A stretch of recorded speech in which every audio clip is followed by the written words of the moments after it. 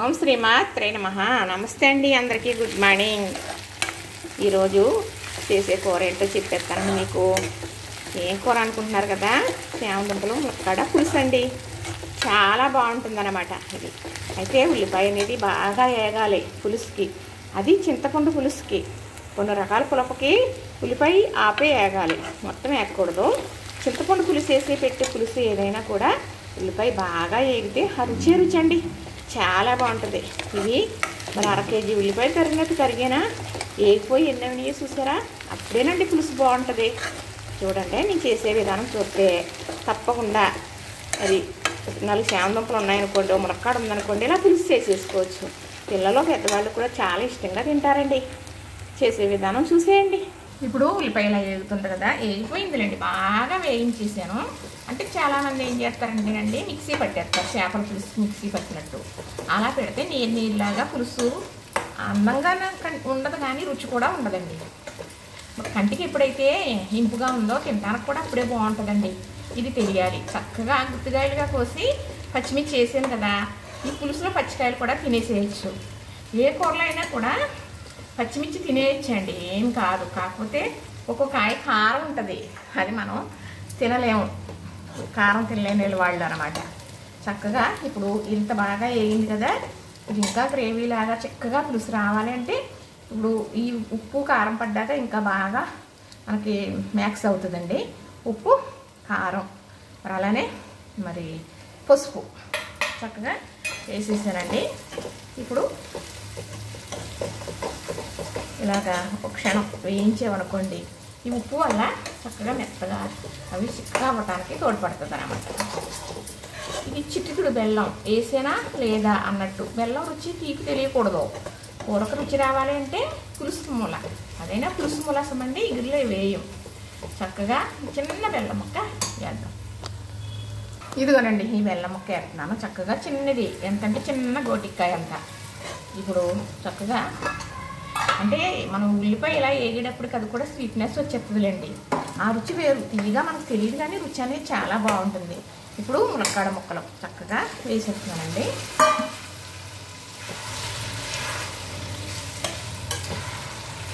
మనం ఇప్పుడు ఇదిలా చక్కగా మగ్గుతూ ఉంటుంది కాబట్టి చింతపండు రసం తీసుకుందాం.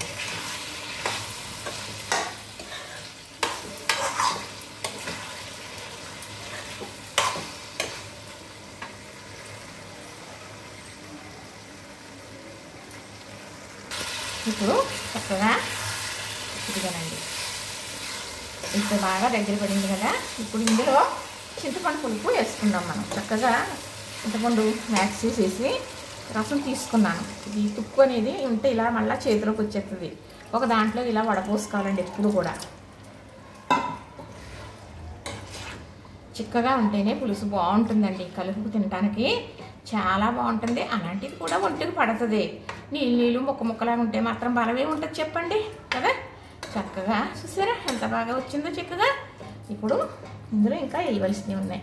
చామదుంపలు అయితే చక్కగా ఉడికించేసుకున్నాను, పొట్టు తీసేసాను, పక్కన పెట్టాను. ఇప్పుడు ఇందులో కరివేపాకు వేస్తానండి. చామదుంపలు ఎప్పుడు వేస్తాను అనుకుంటున్నారా? వేస్తాను. చక్కగా మళ్ళీ ఇలా కాసేపు ఉడకనిద్దాం. చక్కగా ఇప్పుడు ఇలా ఉడుకుతుంది కదా, దీంట్లో మనం చామదుంపలు వేసేసుకుందామండి. చాలా బాగుంటాయండి ముక్కలు. ఇవి కట్ చేసి వేయను నేను, ఇలా దుంపల్లాగా వేసేస్తే చక్కగా తినడానికి గుడ్లులాగా ఉంటాయి కదండి. పిల్లలు చిన్నప్పుడు వండటం అలవాటు అయిపోయి అలానే ఇప్పుడు కూడా చేస్తూ ఉంటానన్నమాట. చక్కగా ఏయో కోడిగుడ్లులాగా ఉన్నాయి కదా. చక్కగా మళ్ళీ ప్లేట్ మూత పెట్టేస్తానండి. చక్కగా ఇలా దగ్గర పడుతూ ఉందండి, ఇంకా దగ్గర పడాలి. ఇంకా కొంచెం దగ్గర పడితే ఈ దుంపకి ఉప్పు కారం పులుపు లాక్కుంటే, ఆల్రెడీ ఉడికిపోయిన దుంపలు కదా, ఇప్పుడు మనం వేసిన ఉప్పు కారం కూడా లాక్కోవాలంటే ఇలా ఒక 5 నిమిషాలు ఉంచుదాం. చక్కగా పులుపు చూస్తుంటే చాలా సూపర్గా ఉందనుకుంటున్నారా? అవునండి, రుచి కూడా అంతే బాగుందండి. రుచి చూసేసాను మరి.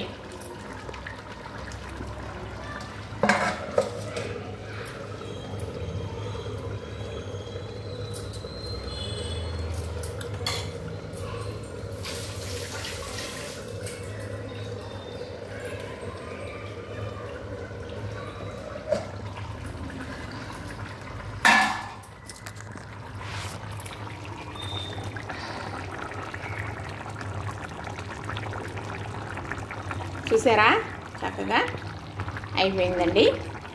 ఆఫ్ చేసేసుకున్నాం అనుకోండి. పులుసు కూర ఎప్పుడూ కూడా మనం ఉడికిన తర్వాత అది చల్లారిన తర్వాత మాత్రమే దాని గొప్ప రుచి అండి. ఏదైనా కూడా వెజ్ అయినా నాన్ వెజ్ అయినా కూడా. ఇగురు కూర అయితే అప్పటికప్పుడుకి మనం వడ్డించేసుకోవచ్చు, కానీ పులుసు కూర అయితే మాత్రం తప్పనిసరిగా చల్లారిపోవాలి. అప్పుడే దాని రుచి అండి. మామిడికాయ వేసి వండిన పులపైన, చింతకాయ వేసి వండిన పులపైన, ఇలా చింతపండు పులపైన కూడా. చూసారా నచ్చిందా మరి?